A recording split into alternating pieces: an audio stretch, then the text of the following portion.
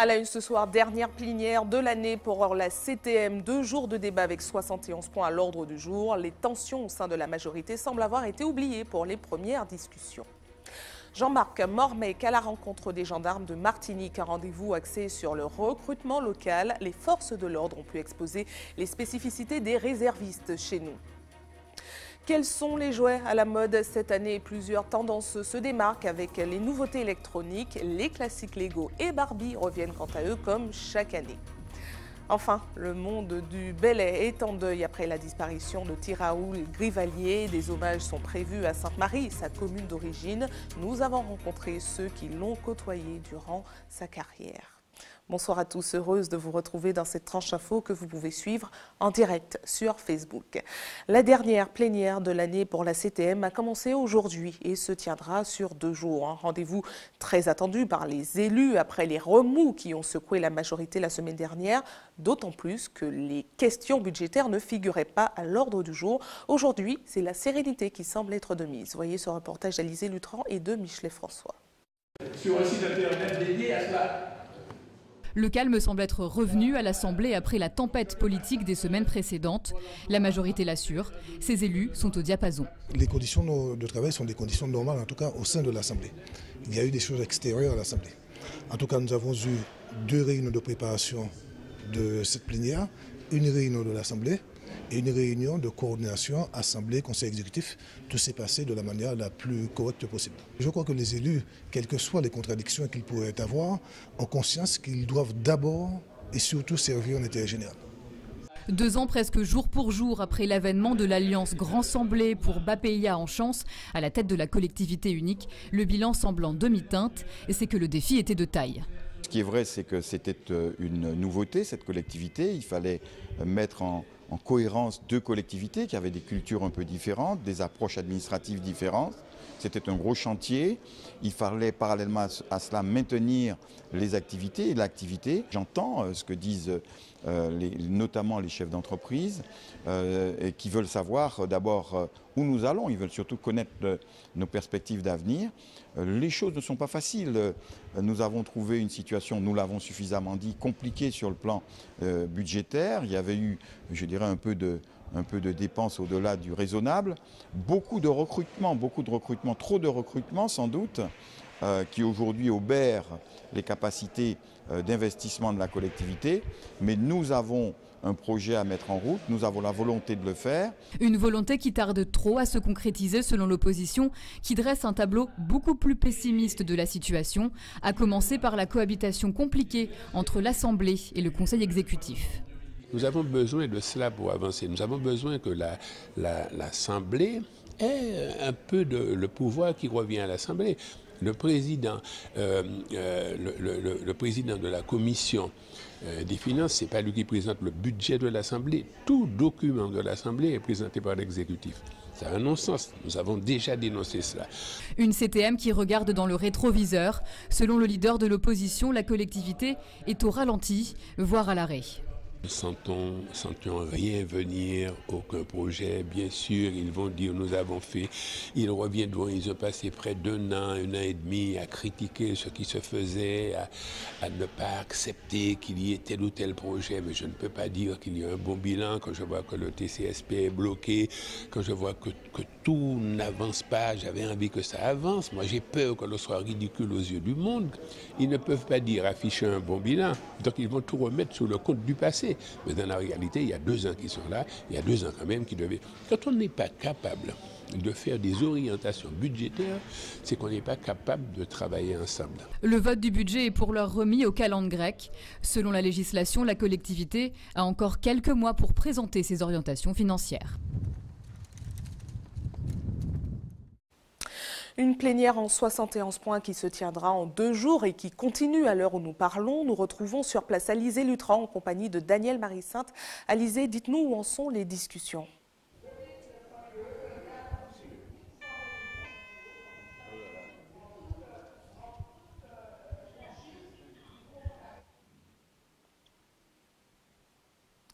Alizé Lutran que nous allons retrouver dans un instant. Alizé, vous nous entendez ?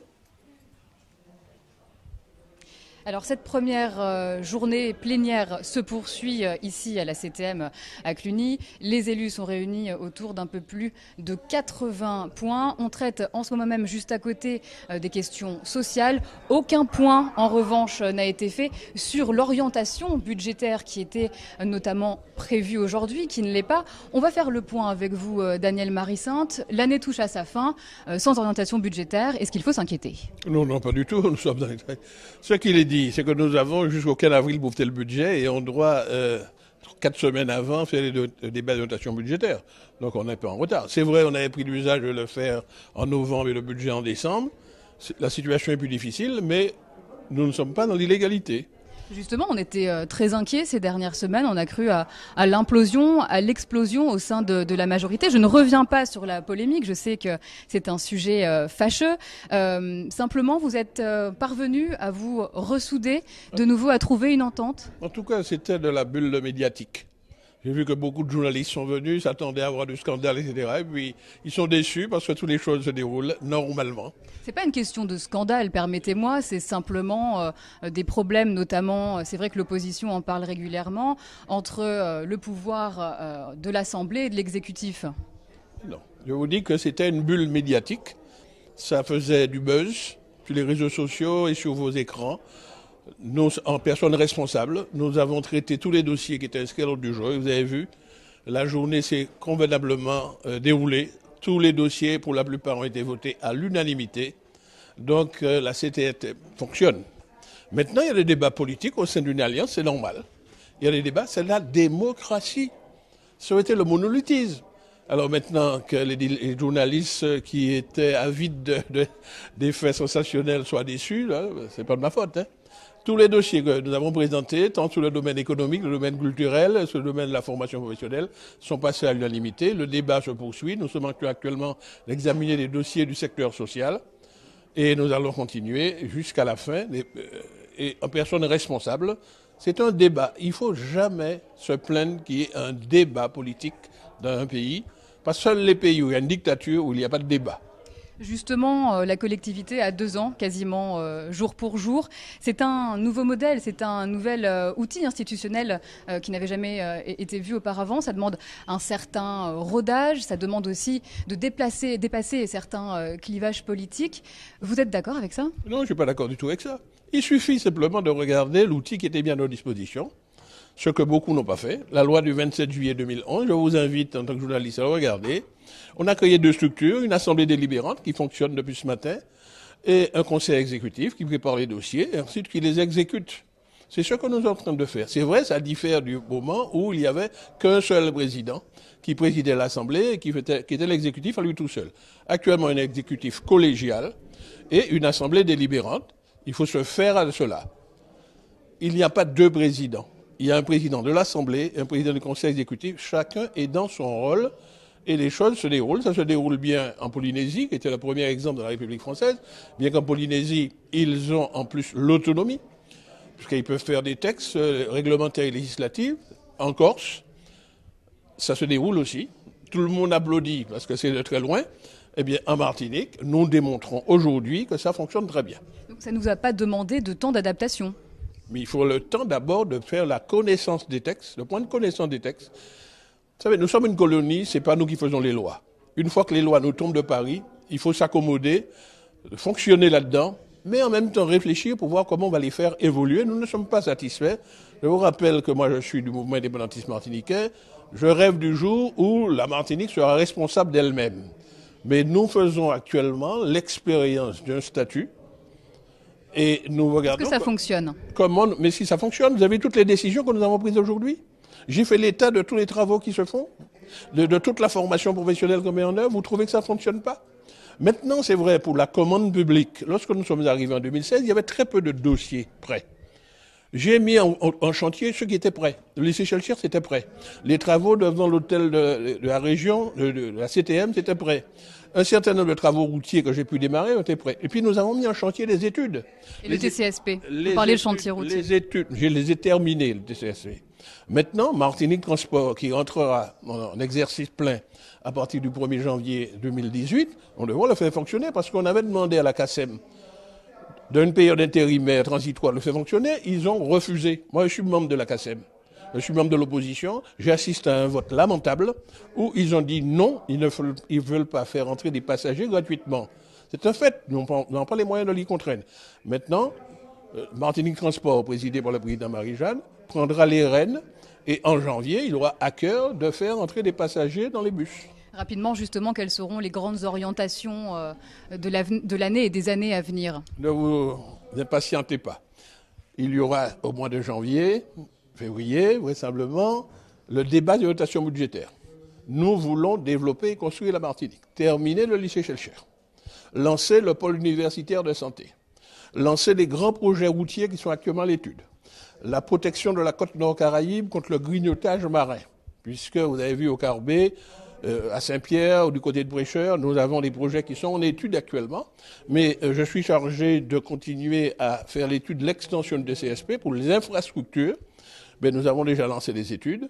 Bon, voilà donc ce que nous avons sur la table de travail et nous avons travaillé. Maintenant, c'est vrai, pour faire tout cela, il faut des moyens financiers. Et le président Alfred Marie-Jeanne a à cœur, il est en négociation pour rechercher des financements européens, de l'État, mais également auprès des banques. C'est le travail auquel il s'adonne beaucoup ces jours-ci. Donc nous avons des idées, des projets, il faut aussi les moyens, j'espère qu'ils seront là. Si vous deviez résumer en un mot ces 2 années qui viennent de s'écouler. Eh bien, nous avons fait l'expérience d'une certaine responsabilité et nous essayons d'utiliser au mieux les outils qui sont entre nos mains, même quand ils ne sont pas bons. Il faut les faire évoluer, mais les utiliser au mieux pour le peuple martiniquais. Merci, Monsieur Marie-Sante. Donc voilà, la séance se poursuit en ce moment dans la salle juste à côté. Le calme et la concertation apparents ne vont peut-être pas durer, puisque ce soir doit être débattu un dossier plutôt houleux, celui du raccordement entre les usines du Galion et d'Albioma. On verra donc cela demain dans votre édition.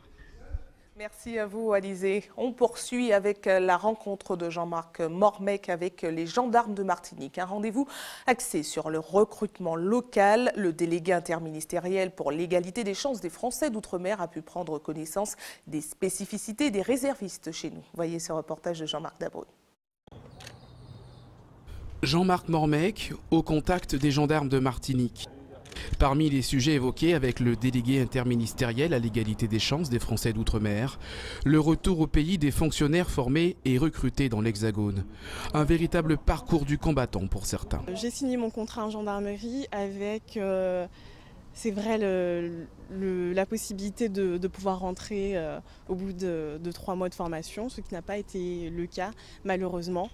Mais grâce à de la volonté, de l'acharnement, ça a été possible et je suis ravie de pouvoir servir en Martinique, mon île, et de mettre mes compétences au service de la gendarmerie et bien évidemment de la Martinique. Une gendarmerie à l'image du territoire. Cela passe aussi par le recrutement des gendarmes réservistes. Ils sont de plus en plus nombreux en Martinique. Au sein du commandement de la gendarmerie de Martinique, nous avons 200 réservistes qui nous renforcent tout au long de l'année. Au total, ça représente 5000 jours d'emploi. Parmi leurs missions, la surveillance des espaces publics. Et il y en a certains qui sont avec nous à nos côtés pendant toute l'année et d'autres qui travaillent à la mission, donc en fonction, qui sont des réservistes, donc soit qui ont un autre métier, soit qui renforcent les rangs de la gendarmerie quand on en a besoin. Dans ce centre commercial de Ducos, ils patrouillent 3 fois par semaine, une présence rassurante. Là où le pays gagne sécurité, ça a passé très bien. Parce que tout le monde qui est craintif fait pas faire n'importe bagaille. Ça nous rassure. Nous marchons, oui, ça nous rassure beaucoup. Pour Jean-Marc Mormec, la qualité de gendarme réserviste est une opportunité à saisir pour les jeunes désireux de s'engager dans une carrière de militaire. Ça leur permet aussi de s'habituer, ça leur permet après de savoir si derrière ils veulent être gendarmes et d'être déjà dedans, qu'on a un pied dedans et après on peut mieux s'orienter, je pense. Et ils ont des personnes pour les orienter, donc ils sont déjà en fonction et après il n'y a plus qu'à. Chaque année, des centaines de Martiniquais passent le concours de gendarmes, sous-officiers ou officiers, avec comme obligation une formation dans l'Hexagone, sans la certitude de pouvoir revenir au pays. Et notez en bref que Jean-Marc Mormec quittera l'île ce soir à 20h. La ministre de l'Outre-mer, quant à elle, est partie depuis cet après-midi. Dans la matinée, elle avait visité en compagnie de Jean-Marc Mormec un centre d'accueil pour les femmes victimes de violences pour ensuite prendre connaissance du rapport CESE sur les violences faites aux femmes. Politique toujours avec la CTG qui a tenu sa dernière plénière de l'année depuis hier. Contrairement à chez nous, le budget primitif 2018 figurait à l'ordre du jour et ce sont 7 millions d'euros qui seront alloués à l'aide aux personnes âgées, soit une hausse de 3,5%. Voyez ce reportage d'Ayodele Germain. Un budget primitif à l'image du débat d'orientation budgétaire d'il y a 10 jours. 675 millions d'euros, soit une augmentation de 3,5%, 7 millions d'euros supplémentaires. Qui va permettre de nous cantonner sur la politique des personnes âgées, notamment les personnes à handicap, sur les compensations, les allocations, les personnes qui sont en établissement hospitalier, sur les PMI, avec 2 grands projets, notamment sur Saint-Laurent du Maroni, sur la partie concernant les personnes en situation difficile, et puis surtout la ZE pour ces enfants qui sont en danger, qui sont en errance. C'est-à-dire qu'aujourd'hui, vous avez 4 lycées qui sont en cours, lycée de Saint-Georges, lycée de Maripasoula, lycée de Macoya, lycée de Saint-Laurent. Et vous avez 4 collèges également qui sont en cours. Tous sont déjà plus qu'en appel d'offres puisqu'ils sont en concours d'architecture. Et idem pour les casernes, où là nous avons déjà retenu les 3 cabinets qui vont travailler sur la caserne des pompiers à Sinamari et celle donc de Mana. Mais déjà on a ouvert les premiers plis pour la commune de Matoury qui aura également sa caserne. Un budget primitif voté en équilibre. 3 votes contre dans les rangs de l'opposition. L'élu Gauthier Hort remet en question cet équilibre fragile selon lui. L'équilibre budgétaire que vous nous présentez repose sur des négociations à venir avec le gouvernement qui peuvent aboutir et qui peuvent également ne pas aboutir. On se retrouve avec un budget en fort repli sur des missions très importantes. L'action économique est à un repli de 50%, plus de 50%, l'aménagement du territoire 60%. Pour le président de la CTG, ce repli n'est qu'apparent. Puisque l'État nous a accordé les 50 millions de RSA et les 30 millions pour le reste à charge. Donc ce budget, il va se polariser sur le programme pluriannuel d'investissement, les collèges, les lycées, les routes. Et surtout maintenant, il va nous permettre de négocier avec l'État pour 2019 parce qu'il restera à compenser les fameux 18 millions qui ont été actés sur la loi égalité et que nous perdons au profit des communes. La dernière assemblée plénière de l'année a été bouleversée par l'annonce du décès de Georges Otili, ancien président du conseil régional, sénateur et maire d'Irakubo. Le président de la CTG a prononcé quelques mots en sa mémoire, très ému. Dès l'annonce de la nouvelle, les drapeaux ont aussitôt été mis en berne. Partons en Guadeloupe où, comme chez nous, les forces de l'ordre se mobilisent à l'approche des fêtes de fin d'année. Une période propice à la consommation d'alcool et pour assurer la sécurité sur les routes, les contrôles routiers se multiplient. Reportage de nos confrères d'ATV Guadeloupe. Une dizaine de gendarmes étaient mobilisés pour cette opération de contrôle. Objectif, limiter les comportements accidentogènes. L'accidentalité en Guadeloupe, elle est multiple. Donc on s'attaque aux facteurs de risque que sont la vitesse, évidemment, l'alcoolémie, et le non-port des équipements de sécurité, à savoir le casque et la ceinture. C'est particulièrement important et nombre d'infractions de ce type-là sont constatées en Guadeloupe, ce qui est totalement anormal. Au mois de novembre dernier, 6 personnes ont été tuées sur la route en Guadeloupe. Avec les fêtes de fin d'année, décembre reste le mois où il y a le plus d'accidents, raison pour laquelle les autorités resteront mobilisées. Pour ce mois de décembre, Monsieur le Préfet a demandé à ce que les forces de l'ordre réalisent des opérations ciblées, spécifiques. Alors vous assistez actuellement à une opération de contrôle vitesse, mais il faut savoir que hier, par exemple, il y a une opération de contrôle sur les 2 roues qui a été réalisée. Et tout au long de cette période de fête, des contrôles spécifiques seront réalisés, notamment des contrôles d'alcoolémie et du stupéfiant. L'idée n'est pas de prendre en traître les automobilistes. On est bien sur une opération de dissuasion et de répression. De dissuasion, pourquoi? Parce que les forces de l'ordre ne se cachent pas, elles sont visibles, elles sont bien identifiées et en soi ça permet déjà à montrer aux usagers de la route qu'il convient juste de respecter les règles de conduite pour pouvoir faire en sorte que les fêtes de fin d'année restent un moment de fête et pas de tragédie. Du côté des automobilistes, ces actions sont plutôt bien accueillies. Je me suis fait arrêter juste pour un contrôle, savoir si les papiers sont à jour, bien sûr, si j'ai mon permis surtout. Oui, c'est une très bonne chose. Comme ça, on sait si jamais il y a un souci. On avait été déjà arrêté auparavant, donc il faut faire réparer la voiture, arranger la voiture, mettre les papiers à jour. Selon les autorités, pour le moment, aucun mort n'a été enregistré ce mois-ci en Guadeloupe. En moyenne, 6 personnes sont tuées sur les routes au mois de décembre. Restez avec nous à suivre dans un instant. Nous parlerons des tendances cadeaux pour cette année. Les jouets des enfants sont soumis comme les vêtements à la mode d'une saison à l'autre. Et puis nous reviendrons sur la disparition de Tiraoul Grivalier. De nombreux hommages sont prévus en mémoire de celui qui fut considéré comme l'une des plus grandes voix du Bélé. Mais avant, place à un reportage qui s'adresse directement au Père Noël. Si vous ne savez toujours pas quoi offrir aux enfants sages, sachez qu'il y a des règles à respecter pour faire plaisir. Je vous propose de découvrir tout de suite les tendances de cette année avec Gaël Wassim. À l'image de Bertha, ils sont nombreux à s'y prendre un peu à l'avance pour éviter la cohue des fêtes et surtout la rupture de stock. Ça se passe super bien. Et à ma fille, elle a trouvé son gros nounours. C'est qu'elle voulait pour la Noël. Et puis, j'ai pas fini, le petit garçon là, il veut beaucoup de jouets, mais on ne sait pas encore. Ici, il y en a tout ce qu'il faut. Pour moi, après, je sais pas. Voilà. Donc aujourd'hui, vous finissez vos courses de Noël ou vous avez encore des jours de... J'ai encore des jours, semaine prochaine encore. En attendant, avant le 24. Cette technique est de plus en plus répandue en Guyane et avec Noël qui arrive dans quelques jours, les enseignes de jeux se tiennent prêtes. Certains parents évitent la foulée de dimanche prochain, comme on est à 12 jours de Noël. Donc il y a certains qui sont beaucoup plus organisés que d'autres et qui passent à l'avance en magasin pour récupérer les jouets. Surtout en sachant que certains produits ne restent pas. Ça part très très vite. Donc ceux qui sont arrivés plus tôt, on fait des heureux. Donc ils sont là, ils ont retrouvé leurs produits. Quels sont les cadeaux qui font l'unanimité cette année et qui sont près de la rupture de stock? Djibril nous les présente. Alors, les cadeaux qui ont marché cette année, c'est surtout au niveau des Playmobil. On a été vraiment dévalorisés, Playmobil et Lego. Au niveau du plein air, les jeux Nerf, c'est bien parti. On a aussi les toupies Beyblade ainsi que les Barbie, les poupées, tout ça, Macha Mishka, la poupée Vaiana que vous pouvez voir derrière moi, qui a bien marché. Vous l'aurez compris, il ne vous reste plus que quelques jours pour boucler la liste de Noël et vous offrir le plus beau des cadeaux, la sérénité.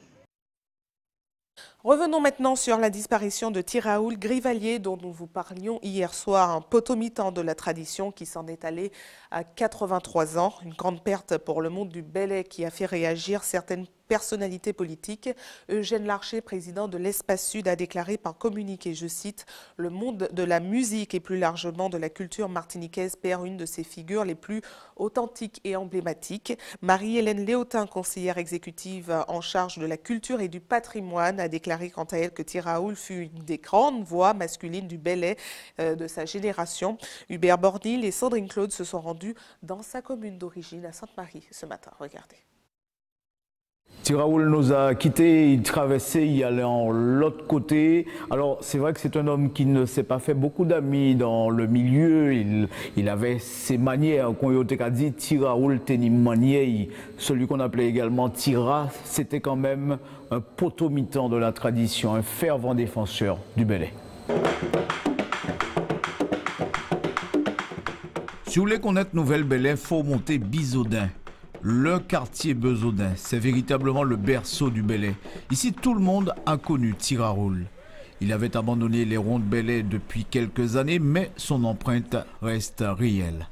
C'était un bon vivant, mais c'était un homme qui tenait un caractère fort, quoi. Il partait pas parler, et puis c'était un homme qui était fier d'y, quoi. Voilà. Et moi danser et puis M. Tiraoul, c'est une fierté pour moi. Ça qui marque moi à danser fait dans la vie, Tiraoul, nous manté bay non antinon yo te kakrié Tira. Oui. Alors c'est un homme exceptionnel. C'est un homme qui te chanté Bélé, c'est un homme vraiment caractère, il tenait un caractère. C'est un grand maître qui partit. Comprendre parce que c'est maman qui apprend à jouer Bélé. Ouais. Et puis, au cas où Bélé, c'est Richilé, non, Bélé, c'est Besaudin. Chez sa sœur Fortuna, une autre grande voix du Bélé, Celui que beaucoup considèrent comme un maître du tambour, Clotaire Grivalier. Le Belley est une histoire de famille chez les Grivalier. Pas personne qui a béni de Tiaoul en Belley. Un seul monde qui a béni de Tiaoul, et Tiaoul qui est tout douce, il est douce et Fortina, c'est Mazel Tagi de Domoyan, qui est béni de Tiaoul. C'est tout ça Tiaoul qui a chanté, et ça chanté il faut. Martini en Mercedes, les moins passés à toute vitesse, la jeunesse qui a tombé en faiblesse. Criez les répondez là. Nous étions très complices parce qu'il était qu'à chanter pas mal de morceaux, moi tout ça. Mais c'était un monde qui était très sur l'icône parce que là où il était qu'à chanter, moi il était qu'à dire personne ne peut pas chanter ces morceaux chantés là. Moi qu'à chanter là parce que tout morceau mi Belley c'est en histoire. Vers la montagne, vers la montagne, vers la montagne, vers la montagne, vers la montagne. Hey, vers la... Tiraoul s'en est allé, Negla parti pour un grand traversée. La veillée c'est jeudi soir sur la place Eugène Mona au Mont-des-Es et c'est là Tambouka est parlé. Et j'ajoute que les obsèques se tiendront vendredi à 15h à l'église de Sainte-Marie. Un départ en cortège se fera à la place Félix-Lorne à 14h. Place aux informations pratiques maintenant. Nous restons à Sainte-Marie pour commencer avec cette annonce de fermeture du domaine de Font-Saint-Jacques sur une période de 10 mois. Des travaux de rénovation et de réhabilitation sont prévus par la CTM. Pour ceux qui souhaitent faire un don de sang demain, un camion de l'EFS sera stationné de 8h à 14h sur le parking du centre commercial La Galeria. Comme chaque jour ouvré, une équipe sera également à votre disposition de 9h à 16h à la maison du don au CHU Pierre Zobda-Kitman au quartier Lameda à Fort-de-France. Et c'est la fin de votre journal local, mais ne bougez pas, la tranche info continue. On se retrouve dans une poignée de secondes avec Régine Germani en Tchèque pays. A tout de suite.